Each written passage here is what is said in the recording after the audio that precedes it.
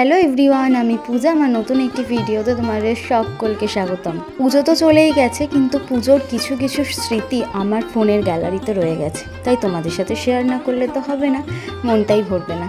তো চলো আজকে তোমাদের সাথে আমি শেয়ার করব ষষ্ঠীর দিন আমরা কোথায় ঠাকুর দেখতে গেছিলাম। ষষ্ঠীর দিন আমরা গিয়েছিলাম বিধাননগরে ঠাকুর দেখতে, আর সবার প্রথমেই 13 ও 14 পল্লীর ঠাকুরটা তোমাদেরকে দেখাবো। প্যান্ডেলের মধ্যে ঢুকেই দেখো একটা সাবেকিয়ানার ছোঁয়া পেলাম। কি সুন্দর বড় বড় পাখা, তার উপর ভগবানের মূর্তি দিয়ে পুরো প্যান্ডেলটা কিন্তু সাজানো, সত্যি অসাধারণ লাগছে। তোমাদের কেমন লাগছে কমেন্ট করে কিন্তু অবশ্যই জানাবে। উপরটা কি সুন্দর সাজিয়েছে দেখো, পুরোটা কাপড় দিয়ে সুন্দর ঝাড়বাতির আকারে সাজিয়েছে। আর মায়ের মূর্তিটা চোখ জুড়ানো যাচ্ছে না। আচ্ছা, মায়ের মূর্তির মধ্যেও দেখো সাবেকিয়ানার ছোঁয়া।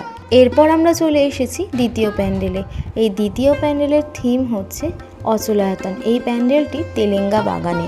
তো অচলায়তন হচ্ছে, আমার যতদূর মনে হচ্ছে, রবীন্দ্রনাথ ঠাকুরের একটি নাটক থেকে এই নামটা অনুপ্রাণিত।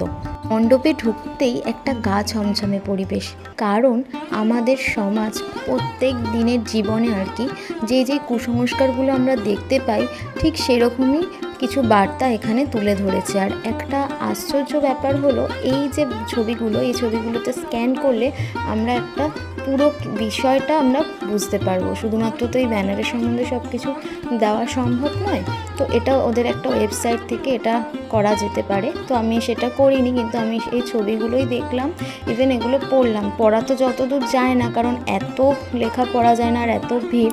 এখানে দেখো বিভিন্ন রকমের মূর্তি, আর এদিকে দেখো লেবু লঙ্কা দিয়েছে, যেটা আমরা মানি লেবু লঙ্কা দিলে নজর কাটে, এইসব জিনিস এখানে তুলে ধরেছে। এছাড়াও এখানে দেখো এদিকটায় বইয়ের মধ্যে সমস্ত ইট বালি চাপা দিয়ে পড়ে আছে, মানে শিক্ষাটা পুরো চেপে গেছে। তারপরে এখানে দেখলাম একটা বলির ব্যাপার, পাঠা বলি হয়, যা বলি দেওয়া হয়, এটা একটা কুসংস্কার। সব থেকে আকর্ষণীয় ব্যাপার হলো এই যে মায়ের মূর্তিটা, এত ভিড়ের মধ্যে আমি ঠিক করে ভিডিওটাও করতে পারিনি, হাত নাড়াচাড়া হচ্ছিল। চন্দ্রগ্রহণ যে হয়, ওটাও একটা যে কুসংস্কার, ওটার পেছনে বৈজ্ঞানিক ভিত্তি আছে, তো সেই হিসাবে তুলে ধরেছে। তো চলো, এটা দেখা হয়ে গেল। এটা দেখা হয়ে যাওয়ার পর আমরা এখন যাচ্ছি তৃতীয় প্যান্ডেলে, সেটা হচ্ছে করবাগানের প্যান্ডেল। এই প্যান্ডেলটা অসম্ভব সুন্দর করেছে। এখানের থিম হচ্ছে দূরাভাষ। এই যে দেখো বিভিন্ন ধরনের এখানে টেলিফোনগুলো আছে আমাদের, ইভেন এখানে আমাদের আগে ছিল এসটিডি, তো সেই রকম এসটিডি এখন তো সব বন্ধ হয়ে গেছে টেলিফোন বুথগুলো। তো প্যান্ডেলের নকশা কিন্তু টেলিফোন দিয়েই সাজানো। পুরো মনে হচ্ছে আমি যেন সেই আগে ফিরে গেলাম, যেখানে ছিল না মোবাইল, যেখানে ছিল না স্ক্রিন টাচ ফোন, যেখানে ছিল না স্মার্টফোন, পুরো ছিল টেলিফোন। তো যাই হোক, প্যান্ডেলটা সত্যি সুন্দর করেছে। ছোট জায়গার মধ্যে এত সুন্দর যে ওদের ভাবনা, সত্যি বলার বাইরে ছিল।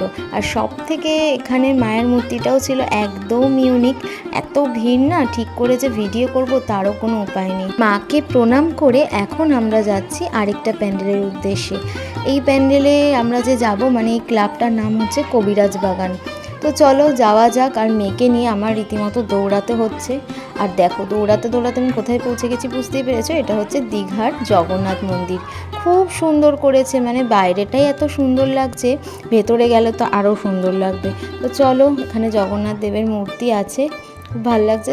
ভেতরে ঢুকি এবারে। পুরো দীঘার মন্দিরের মতনই করেছে, খুব সুন্দর লাগছে। দীঘার মন্দিরে আমার যাওয়া হয়নি, তো এখানে বেশ গেলাম, ভালোই লাগছে। ভেতরে ঢুকতেই দেখো কি সুন্দর একটা ঝাড়বাতি, কত বড়, আর মায়ের মূর্তিটা অসম্ভব সুন্দর, খুব দারুণ, মানে খুব সুন্দর, দারুণ। তো তারপরে আমরা দেখো দীঘার জগন্নাথ মন্দিরে সবার প্রথমেই এখানে দেখলাম রাধাকৃষ্ণকে, যেটা সত্যি অসম্ভব সুন্দর। মহাভারতের কাহিনী এখানে তুলে ধরেছে, আর ভেতরটা এতটা সুন্দর লাগছে, মানে এতটা ভালো লাগছে, চোখ ফেরানোর মতো না। আর এখানে দেখো পুরী বলতে গিয়ে জগন্নাথ দেবের মূর্তি আছে। আর এখানে ঠিক পুরোহিত যেরকম বাতাস করে, ঠিক সেরকম আমরা কিন্তু বাতাসের ছোঁয়াও পাচ্ছি। পাশে আছে আবার শ্রীকৃষ্ণ, এখানে শ্রী নারায়ণ রয়েছে। তো চলো, বেশ ভালো লাগলো। এরপরে এখন আমরা আরেকটা প্যান্ডেলে যাব।